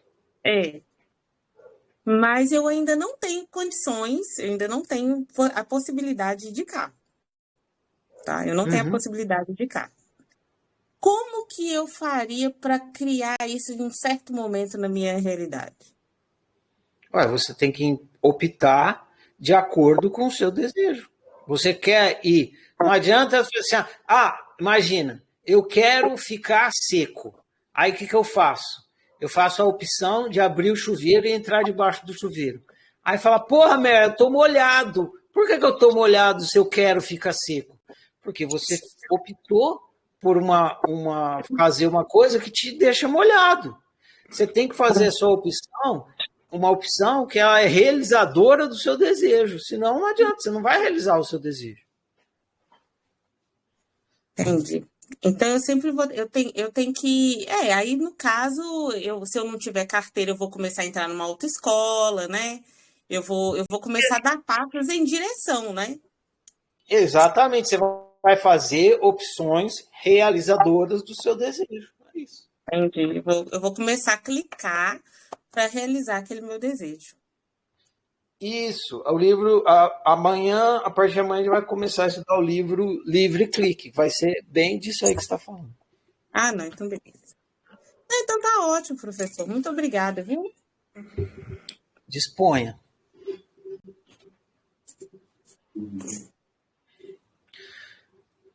Elis, depois o Luiz. Elis, você precisa clicar mais uma vez aí para eu liberar o seu, para você habilitar o seu microfone.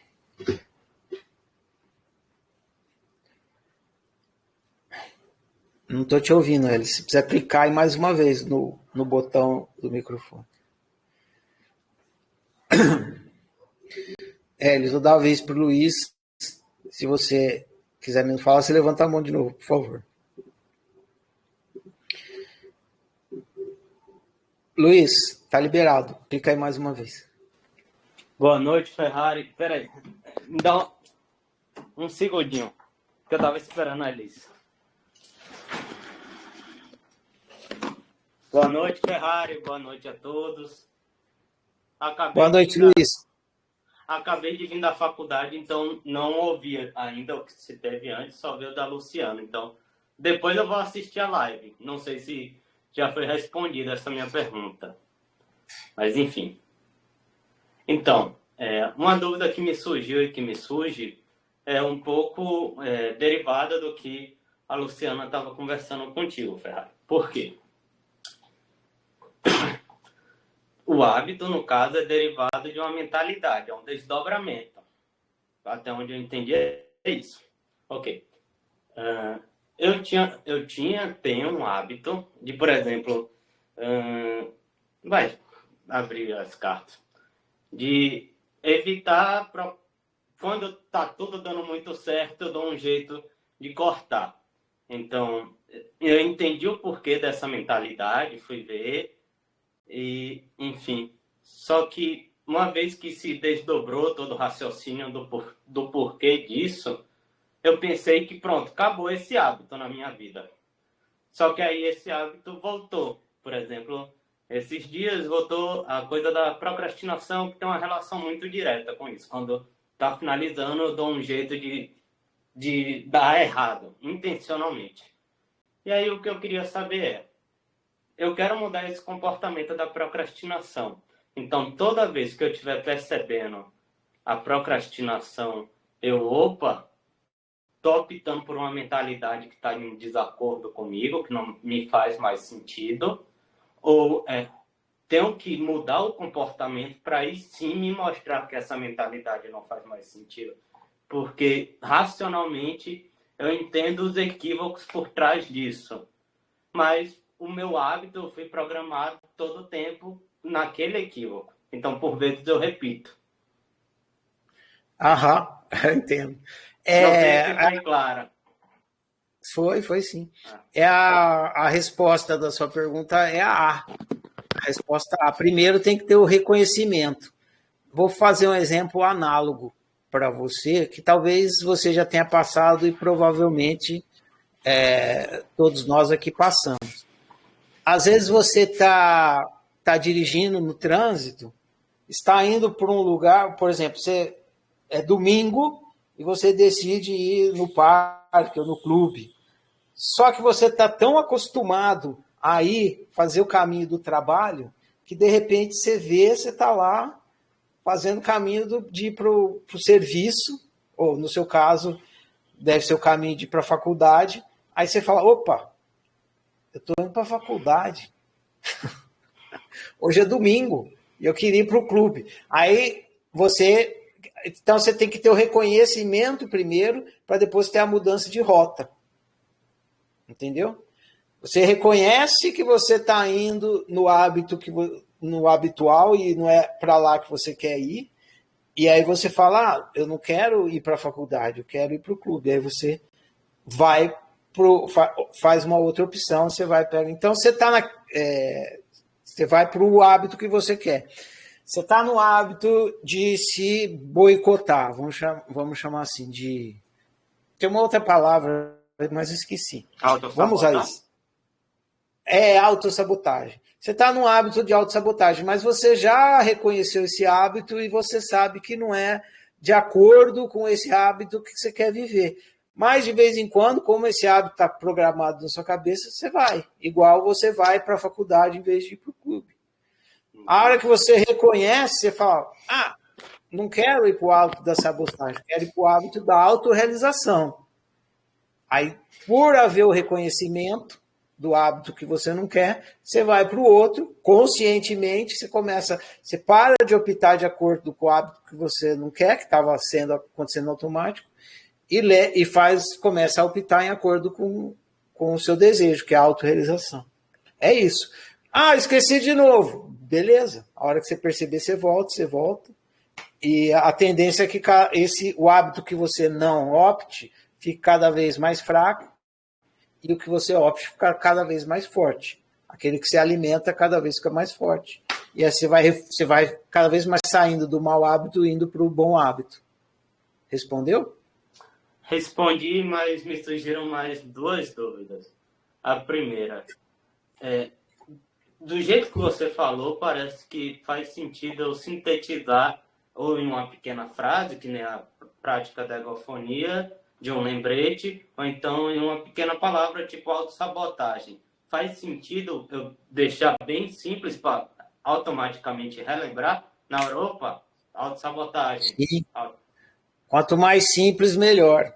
Quanto mais simples, melhor. E todos os pequenos rituais de ajuda, de lembrança, ou seja, de conscientização, é bom.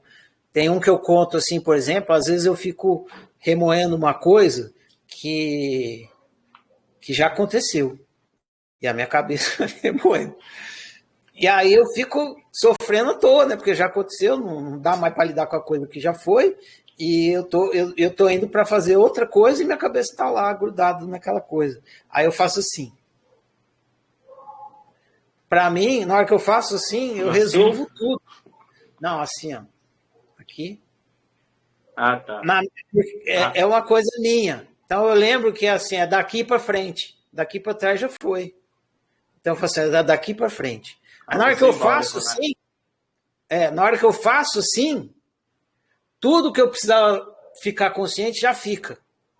Aí eu faço assim, tá, já aconteceu, entendeu? Aí eu já vou pro bom hábito. Saio do mau hábito de ficar remoendo coisa que já aconteceu.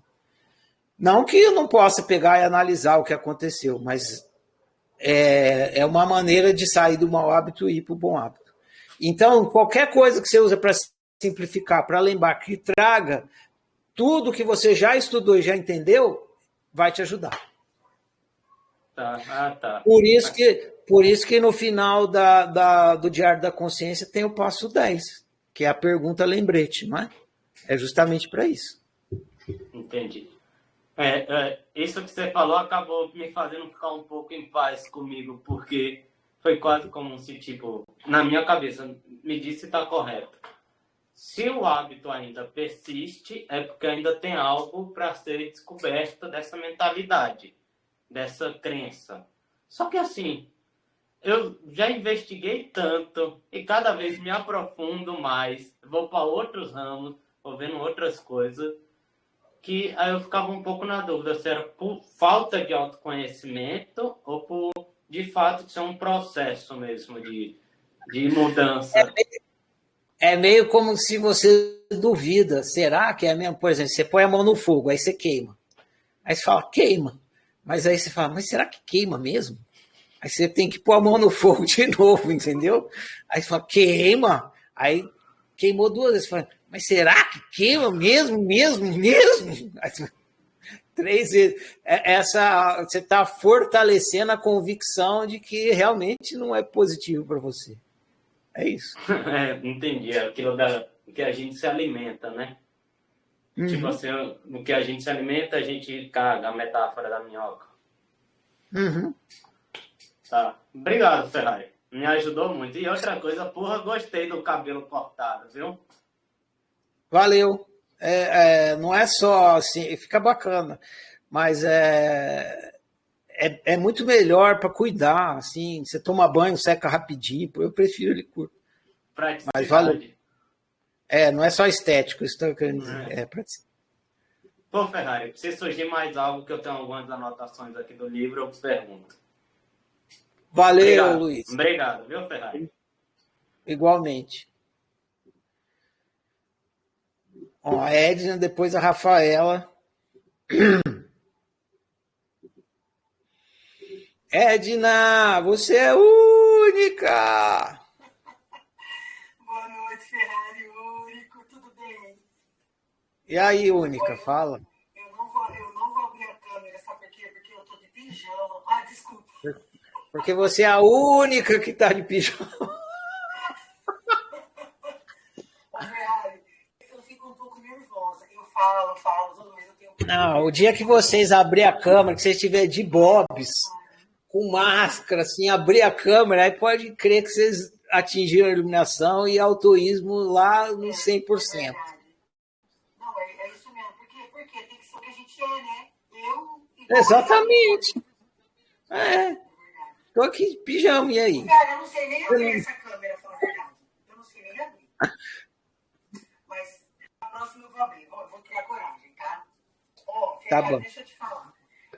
Eu tenho... Assim, uma vez, né, eu dirijo tudo.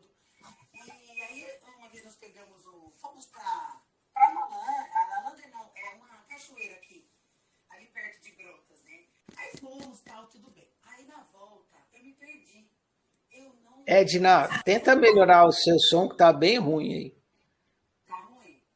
Deixa eu tirar aqui Tá meu bem. fone. Será que Ah, melhorou? agora tá bom. Muito, muito. Então era o fone. É. Peraí, Ferrari, deixa eu entrar de novo aqui que Comprou eu saí da. o Aí, agora fone lá sim. na Shopee, né? Eu tô ligado, aqueles fones Melhorou? de 10 centavos da Shopee. Aí dá ruim mesmo.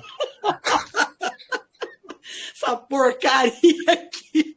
Esse trem, Ó, né? você bate o dedo, já para já o negócio. O cara Ó, cola então, tudo. aí, Ferrari, e nós fomos para Brotas, tal, nessa cachoeira, e na volta eu me perdi. Ferrari do céu. Eu tenho um medo tremendo de viajar. Eu não saio. Tipo, se eu viajar, eu vou de ônibus ou de particular, porque eu tenho medo de pegar a estrada, Ferrari. Por que que eu Uhum. criei esse medo? Se nunca me aconteceu nenhum acidente, só de eu ter me perdido. Eu tava indo para outro lugar. Falei, eu bem, tô indo eu parei indo para perguntar pro cara: Ô, eu tô indo para São Carlos. Ele: Não, moça, você tá indo. São Carlos é para lá. Olha que doida, Ferrari. Então, assim, eu fico pensando, eu criei um medo disso, eu não consigo me libertar disso. É um medo, assim, que eu não sei te explicar por que que eu tenho esse medo. Se eu, nunca me aconteceu nada, só essa vez que eu me perdi, entendeu? É ruim isso, né? Eu não consigo me livrar disso, Ferrari. Meu Esse psicólogo, tipo meu de. psiquiatra, meu psicólogo. Vamos lá no Ferrari, que é terapeuta grátis. Esse medo aí, ele é um medo habitual, é isso que você está falando, né? Eu tenho o hábito É, de ter. Então, para você desvendar ele, você precisa analisar ele. Então, você teria que.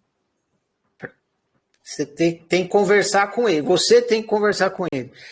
Se você for num terapeuta, o que o terapeuta vai fazer é que ele vai intermediar, ele vai te fazer perguntas sobre esse medo para que você possa conversar com o medo e ele próprio possa entender como é que você criou esse hábito, quais são as crenças que estão envolvidas e tudo mais. Mas, a grosso modo, é isso. Põe duas cadeiras na cozinha ou na sala. Em uma cadeira você põe um medo sentado, você imagina ele lá. Na outra você. sim. E aí fala, ó, hoje a gente vai conversar. Fala aí. Como é que você veio parar na minha vida? Aí ouve o que ele tem para falar. E aí você vai estar fazendo análise e descobrindo. Nossa, Ferrari, que coisa, né? E é verdade mesmo. Ah, eu ainda não tive essa. Não sei, acho que é o medo de encarar. Né? Aí algo fala assim para mim, sempre, quando eu penso: pega a estrada, vai. Você só vai enfrentar esse medo se você enfrentar ele, né?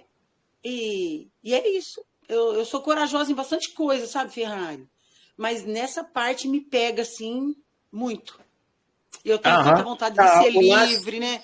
Ô, Ferrari, porque a o vida lance, passa tão rápido, né? Ai, desculpa. o lance do bloqueio é isso. Por exemplo, se você. Deixa eu ver se eu consigo fazer uma analogia aqui. Não sei se vou conseguir, eu vou falar de forma literal mesmo. O lance do bloqueio é esse. Se você consegue visualizar o que está bloqueando, você vai lá e retira, e aí você segue em frente, porque você viu que estava bloqueando, né? Que tipo, você está querendo atravessar de um quarto para o outro. Aí você vê que você não está conseguindo porque a porta está fechada. Você vai lá, abre a porta e atravessa e você chega no outro quarto. Agora, quando as crenças, as coisas que a gente está acreditando, elas estão no subconsciente. Então, são bloqueios que a gente não enxerga. Então, a gente quer seguir, mas a gente não consegue, porque tem uma coisa bloqueando, mas a gente não consegue tirar essa coisa que está bloqueando, porque a gente não está vendo o que é que está bloqueando. Então, é preciso fazer análise para conseguir visualizar o que está bloqueando. A hora que você visualiza, aí sim, aí você consegue retirar. Então, é só fazendo análise para descobrir mesmo. Exatamente. Ai, então tá bom, Ferrari. Obrigada, viu, mais uma vez. Disponha. E tamo junto. Obrigada, um abraço, Ferrari. Uhum. A pergunta subsequente é assim: então faz a análise para mim. Não, eu estou aqui para ensinar vocês a fazerem. Não vou fazer para vocês, não. Aí vocês vão aprender a fazer. Permitir falar. Pode falar, Rafael. Oi, Ferrari, boa noite.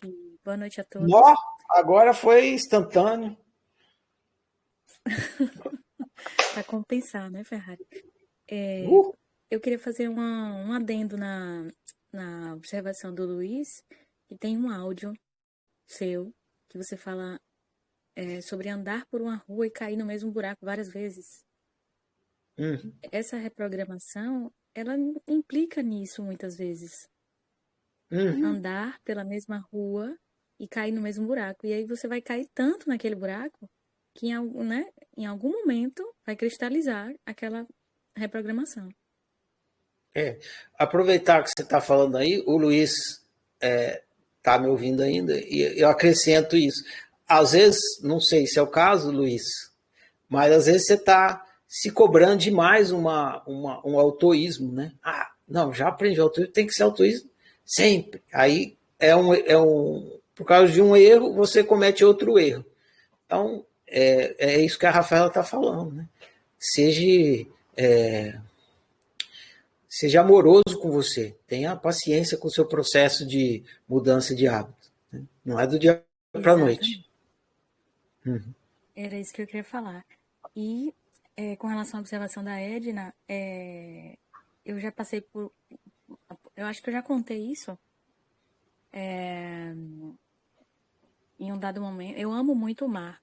Eu amo muito, muito, muito ir para o mar, nadar no mar. E eu já fui resgatada 2 vezes. Quase me afoguei. Já fui resgatada 2 vezes por salva-vidas. E mesmo assim, eu nunca deixei de ir no mar. No dia seguinte ao meu resgate, eu estava nadando de novo no mar. Então, assim, nem sempre, quando acontece alguma coisa, também a gente fica... Aquele trauma implica numa mudança de comportamento, né? É igual o cara caiu do avião, né? Os dois caíram do avião.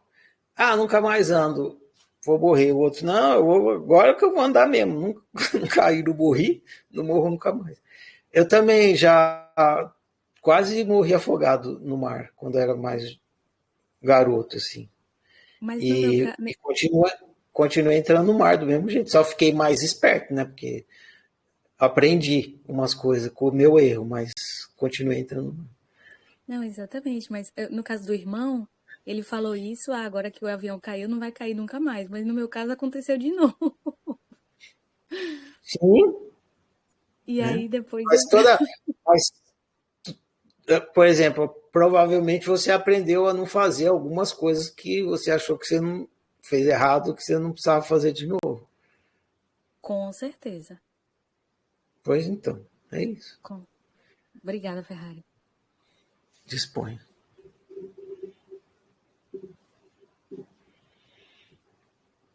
Ó, a fila tá grande aqui. Jéssica. E aí? Olha ela aí. Boa noite. A famosa bunda dura. Bunda dura. Já a gente pode fazer para a Eureka 26, a gente pode fazer assim. Venha para a academia dar uma oficina e você vai com o personal trainer, você vai se tornar uma bunda dura. Que tal?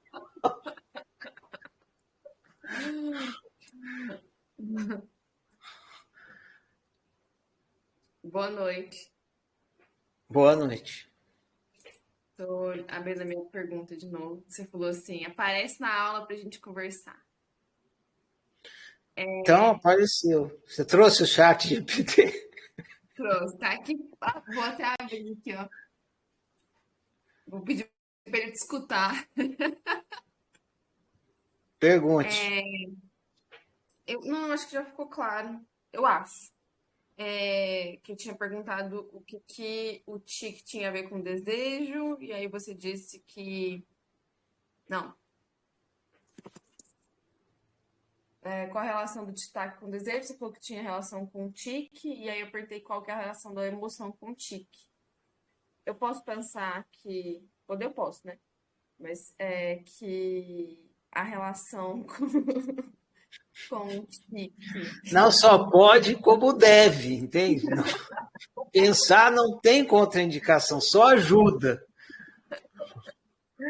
A emoção é o que me informa. Se o tique fosse uma bolinha para eu acertar o buraco, a emoção é o que me informa que eu estou acertando no buraco certo. E o tique seria.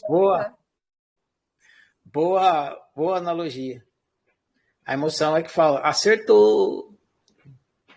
Porque é isso, né? Quando você quer alguma coisa tem que dizer se o seu desejo está realizado. Por exemplo, você vai lá no restaurante e fala assim, eu quero macarrão. Aí o cara traz tofu. Na hora que você olha para o prato, você fica com aquela cara de desgosto. Aquele desgosto está te contando que o seu desejo está insatisfeito. Então, precisa alguma coisa te contar que o desejo está insatisfeito. É a emoção. Então, não adianta eu tentar abafar a emoção, não é muito inteligente. Você ainda está tentando fazer isso depois de 3 anos de oficina? Credo. A gente, enfim, equívocos, né? Mas assim, é porque tem uns sentimentos, assim, que é muito ruim de perceber que sente. Vou dar um exemplo. Sábado eu fui numa cachoeira e tava julgando a mãe lá, que eu achava que tava, assim, extremamente inabilidosa. E aí eu fiquei isso na minha cabeça e depois me culpando porque eu tava fazendo isso e me sentindo uma péssima pessoa por estar julgando a mulher na minha cabeça. Você está assistindo a aula desde o começo? Tô. Então, sua história tem uma história para te contar. Tem uma história. Ah, ok. E eu tava pensando nisso hoje de manhã, olhando pela janela e pensando assim, é muito bom quando a gente aprende a aula de uma vez só. Passa muito rápido, né, a dor, do que ficar repetindo, né? Realmente. Na hora que você não aprende, depois você vai lidar com alguma situação parecida, e aí você ainda é inabilidoso, e aí sofre de novo. Isso. Você fica lá no dia da marmota até aprender. Essa que é a coisa boa do filme Dia da Marmota. Ele ensina isso pra gente. Você quer ficar aí no Dia da Marmota? É eterno. É eterno, porque o tempo é eterno. Você vai ficar aí. O tempo que tiver. Eterno mesmo, entende? Eterno. Não começa nem acaba. Você vai ficar aí a eternidade, até aprender. Quanto tempo que vai durar a sua aprendizagem? É hoje ou é em 3 bilhões de anos? Você decide.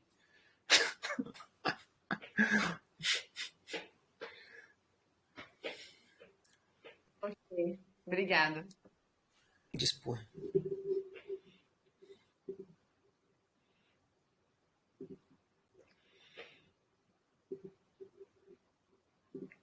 Marcelo, peraí.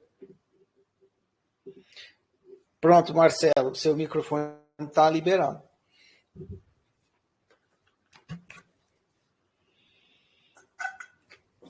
Só que você precisa clicar mais uma vez para falar. Se eu não te escuto aqui. Eu pensei em clicar, não tinha percebido que tinha clicado, eu estava aqui com as minhas ideias e não tinha verificado que eu realmente tinha clicado. Agora que você falou que eu cliquei, as minhas dúvidas foram respondidas já com as perguntas dos colegas. Então, eu deixo as próximas perguntas vindo. Tudo bem? Tranquilo. Sem problemas.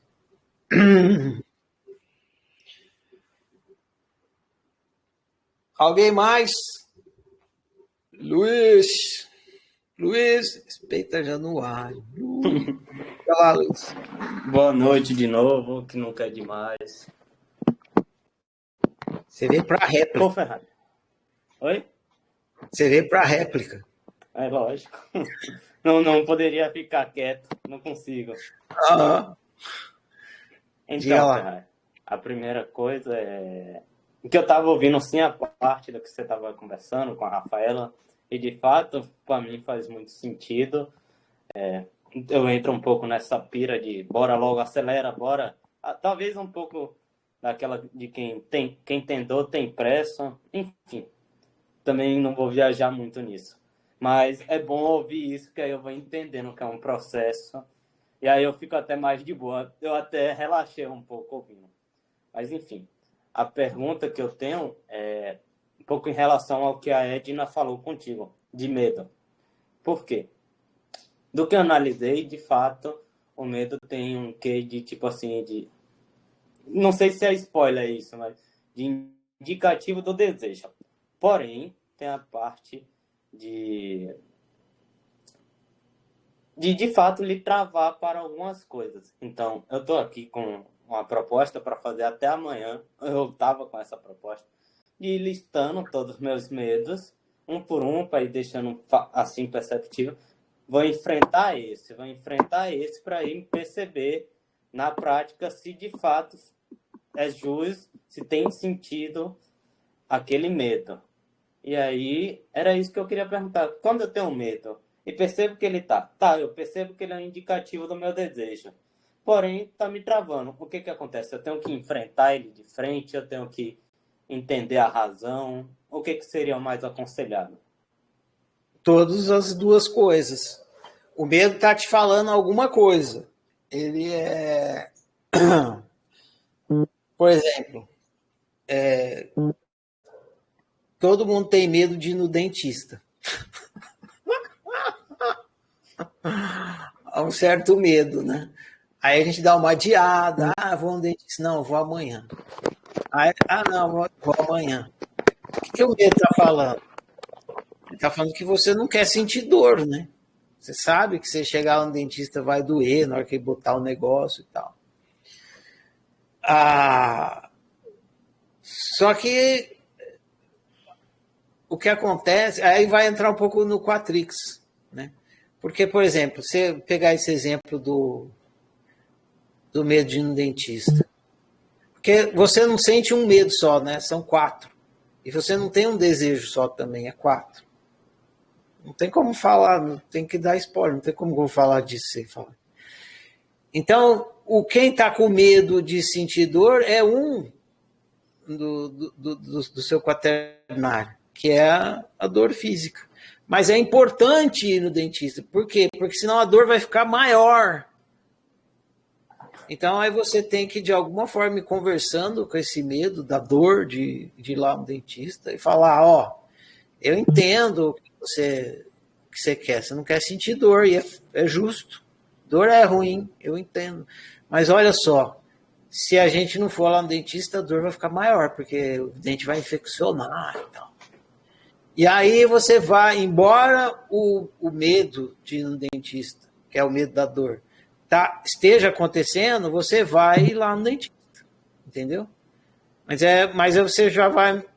Você não vai no dentista querendo ir porque tão voluntarioso assim, como se tudo em você quisesse ir. Uma parte de você não quer ir.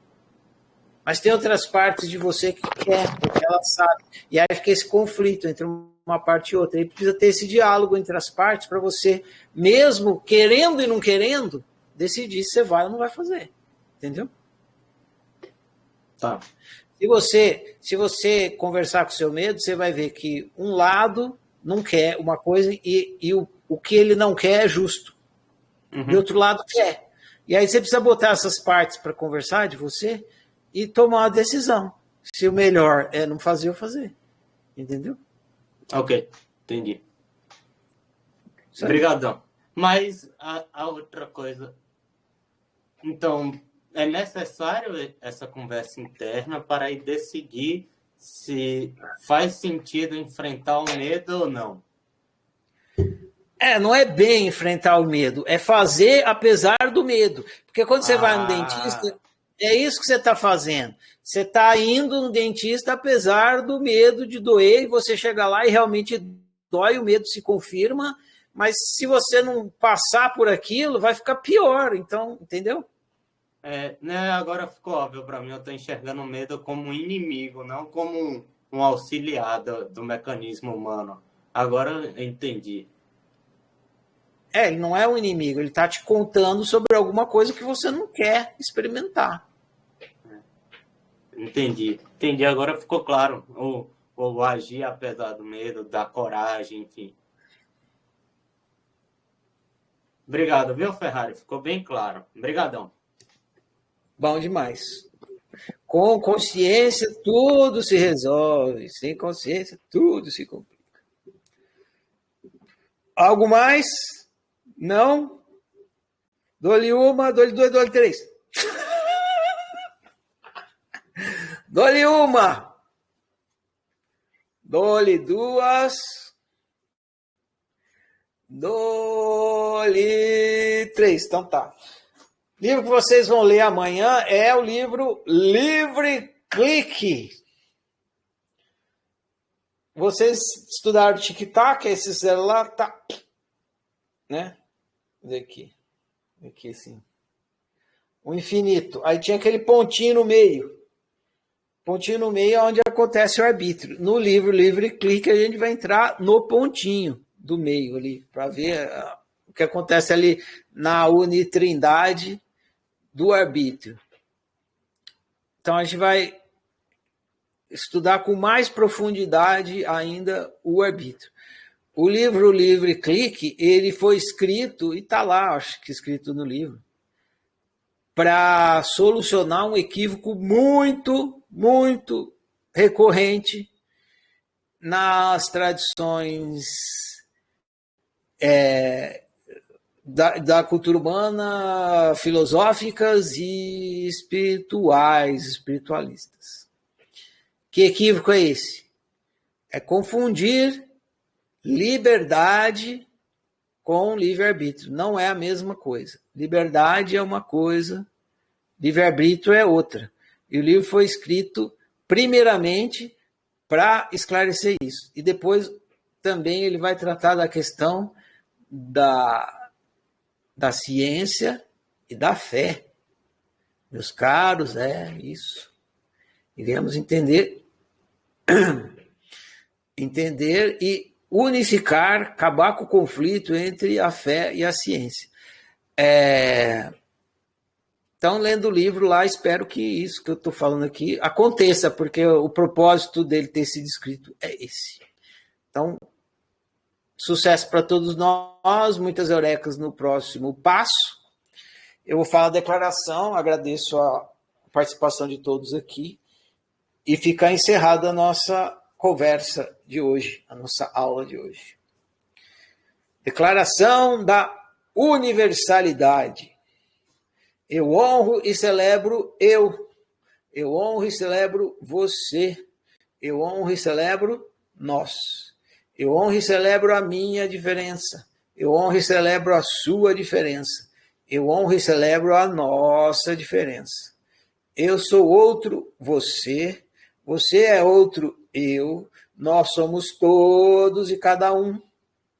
Por isso, toda forma de exclusão e desrespeito que em mim chega, de mim não passa. Eu sou por minha unicidade, eu sou por sua unicidade, eu sou por nossa unicidade. Que o meu viver confirme as minhas palavras. E assim seja. Prossigamos, gente. Valeu.